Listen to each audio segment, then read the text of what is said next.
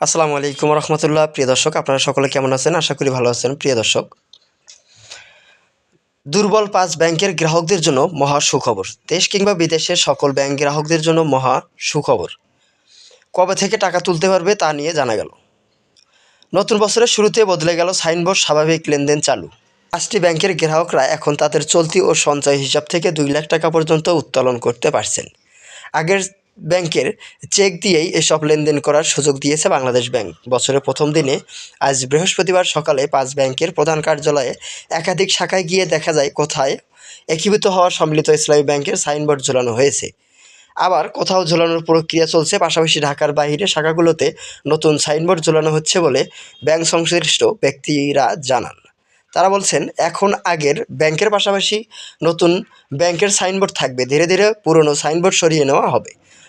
তখন শুধু সম্মিলিত ইসলামী ব্যাংকের নামেই পরিচিত থাকবে এই ৫ ব্যাংক।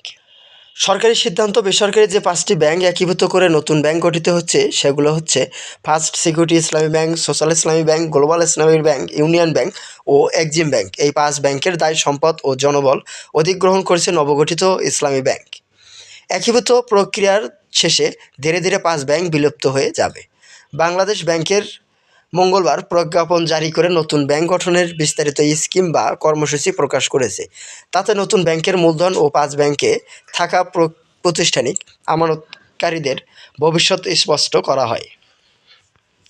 একীভূত হওয়া প্রক্রিয়া থাকা ৫টি ব্যাংকের মধ্যে এক্সিম ব্যাংক ছিল উদ্যোক্তাদের সংগঠন বাংলাদেশ অ্যাসোসিয়েশন অব ব্যাংকার্স, সাবেক চেয়ারম্যান নজরুল ইসলাম মজুমদারের নিয়ন্ত্রণাধীন। বাকি ৪টি ব্যাংক ছিল চট্টগ্রাম এস আলম গ্রুপের কর্ণধার ও বহুল আলোচিত ব্যবসায়ী সাইফুল আলমের নিয়ন্ত্রণে। তারা দুইজনেই ক্ষমতাচ্যুত প্রধানমন্ত্রী শেখ হাসিনার ঘনিষ্ঠ ছিলেন। এসব ব্যাংকের নামে বেনামে তাদের শেয়ার ছিল এবং তারা বেশিরভাগ ঋণের সুবিধাভোগী ছিলেন। এ কারণে একীভূত করার প্রক্রিয়ার অংশ হিসেবে ব্যাংকগুলোর সব শেয়ার শূন্য ঘোষণা করেছে বাংলাদেশ ব্যাংক। বাংলাদেশ ব্যাংক ঘোষিত স্কিম অনুযায়ী ৫ ইসলামী ব্যাংক একীভূত করে গঠিত নতুন ব্যাংকটির অনুমোদিত মূলধন নির্ধারণ করা হয়েছে ৪০,০০০ কোটি টাকা আর পরিশোধিত মূলধন ৩৫,০০০ কোটি টাকা। সরকার ইতিমধ্যে ২০,০০০ কোটি টাকা যোগান দিয়েছে, যা রেজুলেশন স্কিম ক শ্রেণীর শেয়ার হিসেবে বিবেচিত হবে।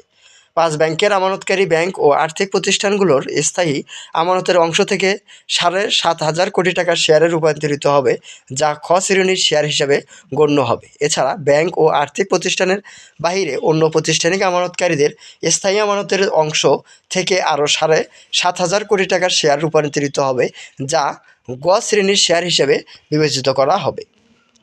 নবগঠিত ইসলামী ব্যাংকের প্রধান কার্যালয় হবে ঢাকার রাজধানীর মতিঝিলের সেনা কল্যাণ ভবনে। আর ৫ ব্যাংকের ২ লাখ টাকা পর্যন্ত আমানত একীভূতকরণ কার্যকর হওয়ার তারিখ থেকে যে কোনো সময় উল্লেখযোগ্য ২ লাখ টাকার বেশি আমানতের ক্ষেত্রে প্রথম ১ লাখ টাকা স্কিম কার্যকর করে ৩ মাস পর তোলা যাবে। মেয়াদ ও স্থায়ী আমানতের বিষয়ে স্কিমে বলা হয়েছে, এসব আমানতের বিপরীতে সর্বোচ্চ ২০% পর্যন্ত বিনিয়োগ বা ঋণ সুবিধা নেওয়া যাবে।